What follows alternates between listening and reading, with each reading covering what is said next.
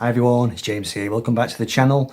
And I'm breathing life into another old series that I haven't uploaded an instalment of for, I think, well, at least 2 years. That series being Incomplete Collections. So this is where I take an artist from my collection that I do not have every record by, and I just simply show the records that I do have. So it's, in a way, it's celebrating the gaps. I've called it in the past. I'm not really a huge completist. There's very few artists that I've got the complete back catalogue, and so this series seems to come quite naturally to me. I've done 7 instalments of it. I've done Lou Reed, I've done Neil Young, Moody Blues, a few others, but like I said, for some reason I discontinued it a couple of years ago, so I thought I'd pick up the thread. So the artist I'm going to look at today actually is Blondie, and it's a bit of a belated tribute to the drummer Clem Burke, who died a couple of weeks ago. I've been watching some clips of him online, interviews, and also clips of him playing and discussing the art of drumming. I think he was a really good drummer, very underrated. I did think about doing a tribute video to him, but whenever I make videos about drummers, very few people watch them, so I thought I would not do that. Instead, I'd show you my Blondie collection, which is incomplete. This is the best of Blondie. This is the first Blondie LP I ever bought. When I was a kid, I never really bought Blondie's records, but of course they were in the air that we breathed. When I was in school, primary school, in 1970, well, between 1977 and 79, you know, Blondie were just one of those bands that were just, you just couldn't get away from them. Everybody loved them. I liked them. I always liked them. Just for some reason, I just didn't buy their records. So I came to the party late in terms of being a record buyer, but that was the first one. This one's got a good poster in. I've got a feeling I'm going to be able to get this out and show it to you. It's a pretty big poster actually, and it's you'll like this. Here we go. There's Debbie there, Debbie Harry.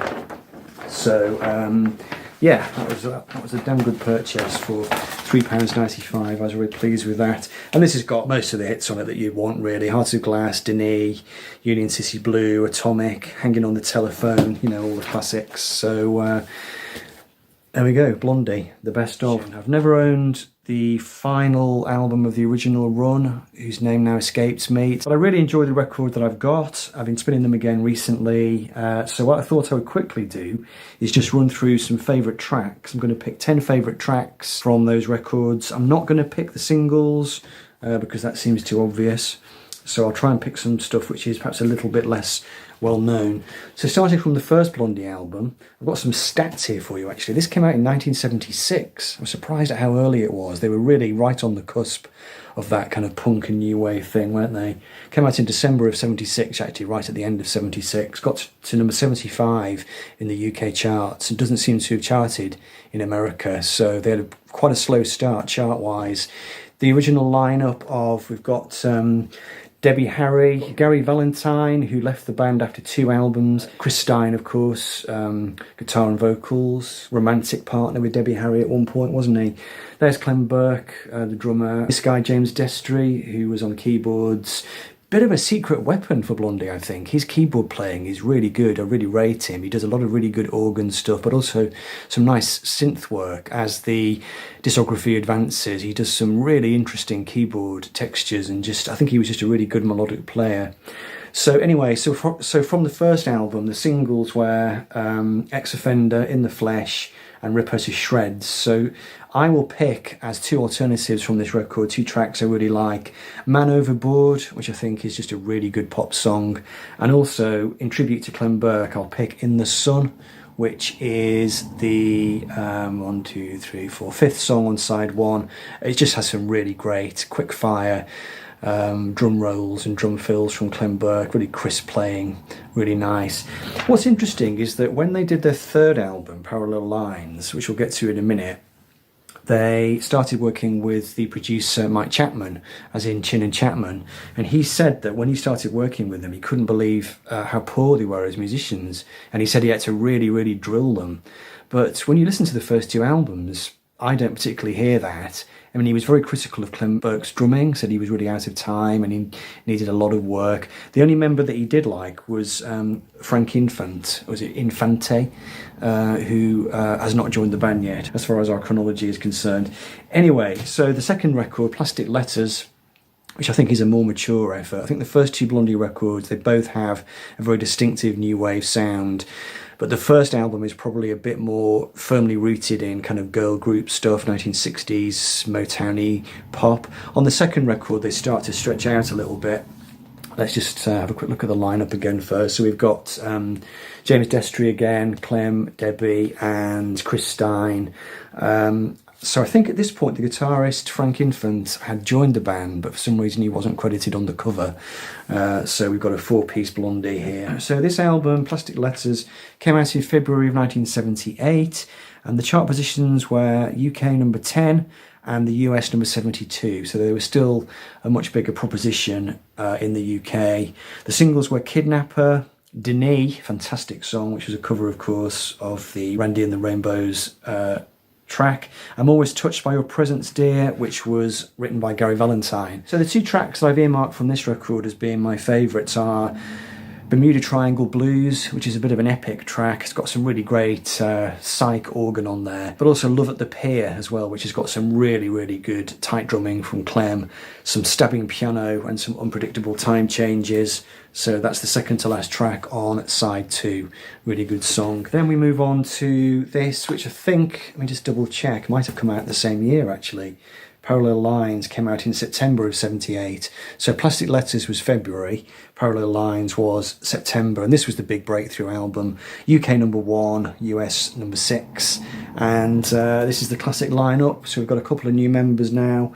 There's Frank Infant on guitar there, and also we have the new bass player, Nigel Harrison, who can be seen at the end there, grinning like a Cheshire cat, and why wouldn't you if you were in Blondie? So yeah, this one has got lyric sheet, and let's have a look, see if we've got a custom label. No, it's just on the blue chrysalis. So this is the definitive Blondie album, really. Produced by Mike Chapman, they move away slightly from the new wave sound and they go just all out radio-friendly pop music, really. Very tight, very, very melodic. Just a really, really great pop album, I think. A great run of singles from this record. You can really see how they were picking up the pace here. Picture This, I'm Gonna Love You Too, Hanging on the Telephone, of course, which was a cover version of a track by The Nerves. Heart of Glass, their great disco track. Sunday Girl and One Way or Another were all singles from this record, so it just goes to show what a roll they were on. I'm going to go for my two favourites from this. I'm going to go for Pretty Baby, which is a really lovely, happy, sad kind of song, second to last track on side 1, and I will also go for Just Go Away, which is a really great song at the end of side 2. I think Debbie Harry does a really good job of singing that one. It's got a really great chorus, love it. So yeah, there we go. The classic album, Parallel Lines. Next record was Eat to the Beat, September the 28th, 1979, this one. And again, this was a really big album. UK number 1, US number 17, and the singles from this were Dreaming, great classic of course, Union City Blue, The Hardest Part, and Atomic. So quite a few singles from this one. I will share my favourites with you in a moment, but there's nothing going on here. There's no inner to speak of, don't think, is there? Oh yes, there is. I Tell a Lie. Great shot of them here. And some smaller pictures there. So, again, this is quite similar to Parallel Lines, really, but probably an even more kind of straight down the line. Quite a hard pop sound, quite ruthless sounding, really. Very, very sort of hook-driven. Quite bold, quite brash sounding. Sounds more like an 80s record, I think, than a 1970s one. The two tracks I'll highlight from here are Slow Motion and Shayla as well, actually, which is a really lovely track with an amazing guitar solo. I'm assuming by Frank. It just has a really lovely touch to it. So those are the two tracks I will have from Eat to the Beat. And then finally, Autoamerican, which I've just listened to in the last half an hour. Trying to refresh myself a little bit. So this is where my collection comes up to date as I ever get. November 1980, so right at the start of the 1980s. Bit of chart slippage as far as the UK is concerned. Got to number 3 in the UK, but an improvement in the US. This one got to number 7.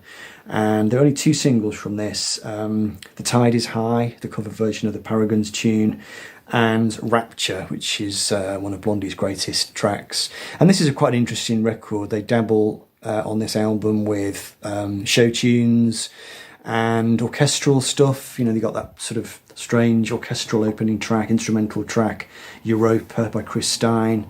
You've got the reggae cover, of course, and these sort of slightly strange show tunes. You've got Faces, Here's Looking At You, Follow Me actually at the end of side 2 is quite endearing, really nice Debbie vocal on that. The two tracks that I'll highlight as being favourites from this record actually are Angels on the Balcony, which is the second to last song on side 1.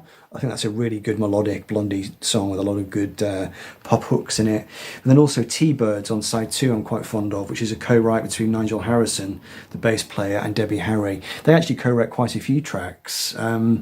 Interestingly, when Blondie reformed later on, Nigel Harrison and Frank Infant were not included in the lineup, and there was some bad blood. I think they tried to take them to court, and when they played at the Rock and Roll Hall of Fame, where they were inducted, Frank and Nigel wanted to play that evening, but Debbie Harry wouldn't let them, so there was some bad blood going on there. I'm not entirely sure what happened there, but anyway, I think T-Birds is a really great track. It's very vibey, it's got a sort of Phil Spector-y kind of sound. Really good album. This might well be my favourite record by Blondie. But let's see if we've got a custom label. No, still Blue Chrysalis, and a fairly uninteresting inner. Just we've got the one thing I like about the inner is everything's on a car theme. So you've got standard features that gives you the band lineup, design program A and program B for the track list, optional features gives you the guest musicians, and then construction, production, direction, etc. It's quite good fun. Anyway, so yeah, that is it. That is it for me and Blondie. I don't think I will probably get any more records. They're a band I'm really fond of. I wouldn't say I've ever been a kind of really big major fan of theirs, but I do enjoy their music. And that's what I've got, an incomplete Blondie collection. So, hope you enjoyed that. Do let me know in the comments, what are your favourite Blondie records? Which ones do you have? Which ones are you missing? And that'd be great to read about. Thanks for watching. I shall see you next time.